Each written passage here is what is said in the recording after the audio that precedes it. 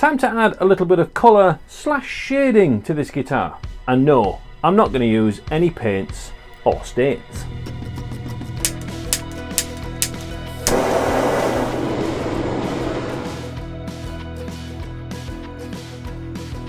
Yes, I'm going to be using a blowtorch to colour in a section of this guitar. And on this pitch pine, that's going to look absolutely sweet. But before we start, we've got to think a little bit about safety in your workshop.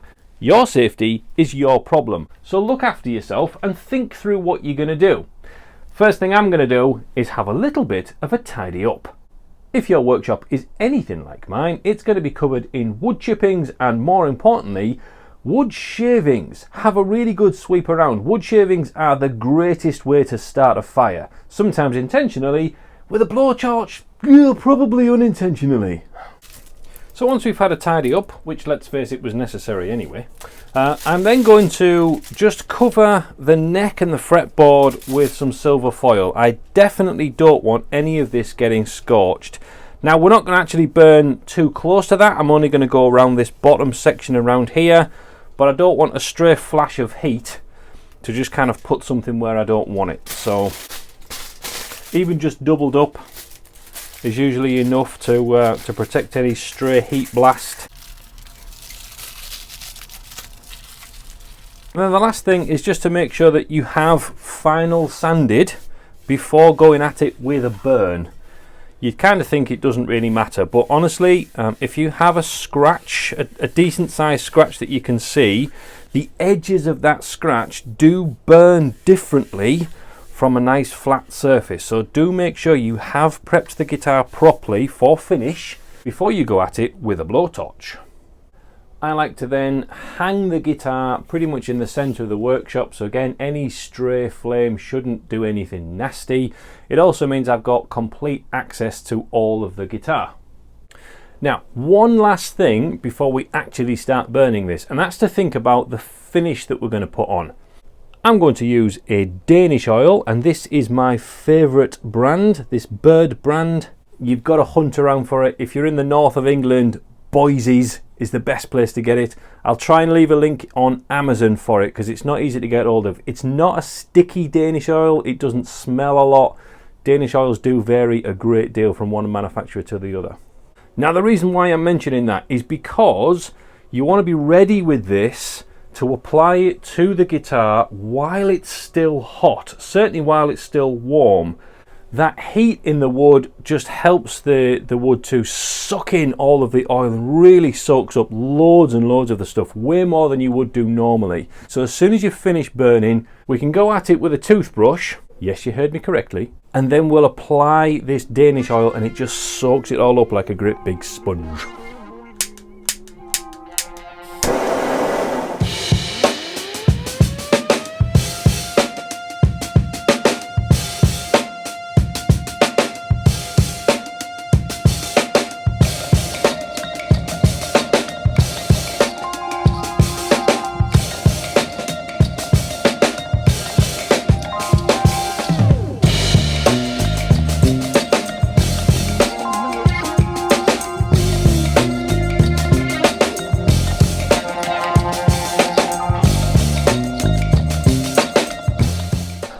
Well, I think we've got something there. Now that was a lot of fun. We mentioned a toothbrush. It's the best thing for just getting rid of all of that excess char that you don't want sat on. It's like a dust. And you don't really want that sat in there, because as soon as you go at it with the oil, all that black dust that's on there will spread across and make everything else. What you can do is rub that into the edges, especially if you want to be blending things. You can actually use some of that dust as a colorant to blend things in even more. And what the teeth of the bristles also do is dig down a little bit into the softer parts of the wood and then leave the harder parts of the wood, giving us such an awesome texture as we work with this. Well worth having a go. Man alive, do I love the look of that. The way that that burn happens in between the grain lines, You just can't get that with a stain. It's just not going to come out the same way. And the fact that it's increased these cracks, again, is just out of the darkness and the chaos. The way to get out of that, one way, baby, one way.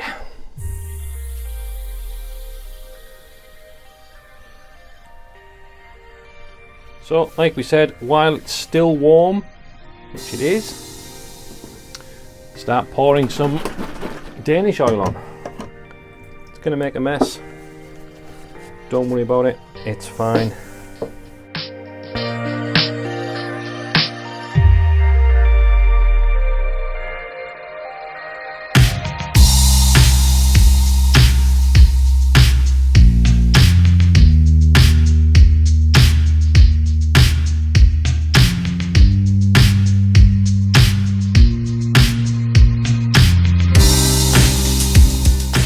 So that's all soaked in.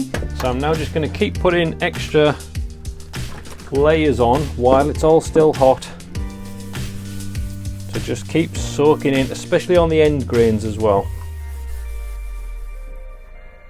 Now, anytime you're using Danish oil, just leave it for a little while, 10-15 minutes if it's warm, maybe a little bit longer if it's a bit chilly outside. Once you get to a stage where there's a bit of tack left, it's just a bit draggy with your finger, just take a clean rag and really start to elbow grease that to polish it up. What we don't ever want to do is leave that kind of sticky top on it, because that will just stay forever. So what we do is we really rub it in, and that's where we get a nice kind of satin shine. It's going to take a couple of coats as well, but we can get a real nice satin shine with that Danish oil, and it's this stage that really brings that out. And then hang it back up again so it can dry evenly on all sides. The tin tells me to just leave this for 4 to 8 hours to make sure it's completely dry before applying the next coat, and it's going to need 2 to 3 coats. It's not a lot with Danish oil. Now, super important thing, while we're thinking about fire and how to avoid them, always make sure your oil soaked rags get opened out so that they can dry cleanly. If you leave them coiled up, they will catch fire. This is not a myth, this is actually proper. If you just leave that all scrunched up, the heat generated in the curing of the oil will catch fire to that. If you leave it as an open entity like this, the heat dissipates very quickly. It doesn't get a chance to do anything nasty.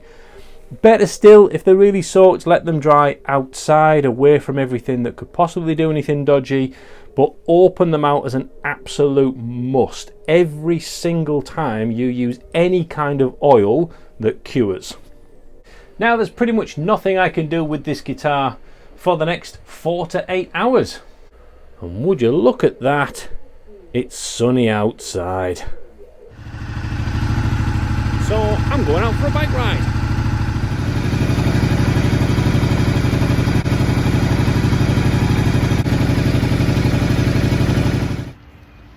Winner, winner, chippy dinner.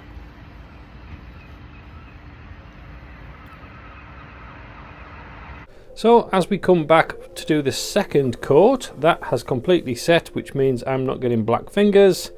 So we can just put the second coat on. Doesn't need quite the same amount. For the second and third coats, I generally just tip the oil onto the cloth and then just wipe it around. You'll see where you've got and where you haven't. And then again, give it 15 minutes and then give it a really good polish again. And we're back again. Before I put any more oil on there, that is looking delicious, isn't it? I am going to mask up the fretboard. I don't want any oil on the fretboard just yet, but I do want some all the way up the neck. Okay, fretboard masked up.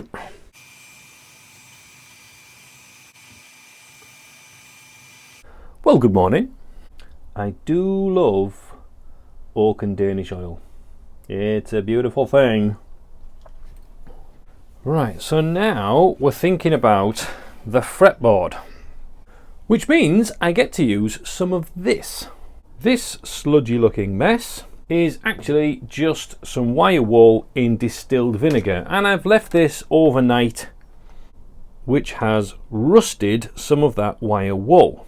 Posh word for rusting is oxidizing, and that's exactly what we're going to do to this maple fretboard. Now, you will have seen oxidized wood out and about wherever you go. Old fence panels and things like that where they've gone grey, that's oxidization. That's the colour leaving because it's been exposed to the elements and the wood has oxidized. So what we're going to do is fast track this maple so that it becomes grey, because we've got a bit of a road themed going on. So we're kind of trying to emulate some kind of tarmac. Now, I've used this process before to relic a guitar, to make the neck aged. I've not done it as a simple way of colouring a fresh new system. And before I go at it with the wire wool, the oil that we've put on this maple, I'm hoping is going to stop the oxidization process happening, like it has done with lacquers before, but I'm not trusting that completely. So I am just going to wrap the back of this and everything that definitely doesn't want to be oxidized. I'm going to wrap that in some masking tape just to protect it, and be careful as we go. Okay, so I'm happy with how flat, sanded, level. I've gone through all of the fret slots to make sure they're the correct depth. I've even put the little triangular file to slightly chamfer each one of them. That is fully prepped. Normally, you just put finish on at that point. So you can see the underside, where that hasn't been exposed to air, is still grey. It's sopping wet, but it's still grey. Whereas the stuff that has been exposed to the air is now all brown and icky. So I'm going to squeeze out as much moisture as I can. I don't want to flood the maple. This is slightly scary, folks. So it is moist. Try not to splash everywhere either, because I don't want that to happen. Just very carefully running that along. Now, the oxidization process isn't instantaneous. Again, trying to do it where I'm not leaving a puddle of any sort on there. So it does darken everything. So all the other inlay sections in there will go darker, but the resin shouldn't be touched by it. I'm starting to see some greying patches already on there. So after about an hour of airing, you can see it has definitely dulled off. It's got a slightly darker browny grey colour. The cross has really blackened off, which is quite nice. I might just give that another coat just to darken it down a little bit more, I think. And after that second lot has done its thing, all I'm doing to get it back to nice and smooth and shiny is just taking some kitchen toweling that I have in stock in the workshop all the time, and just rubbing the life out of it, and it's keeping that stained colour but glass like smooth. And then finish that off with our trusty Danish oil.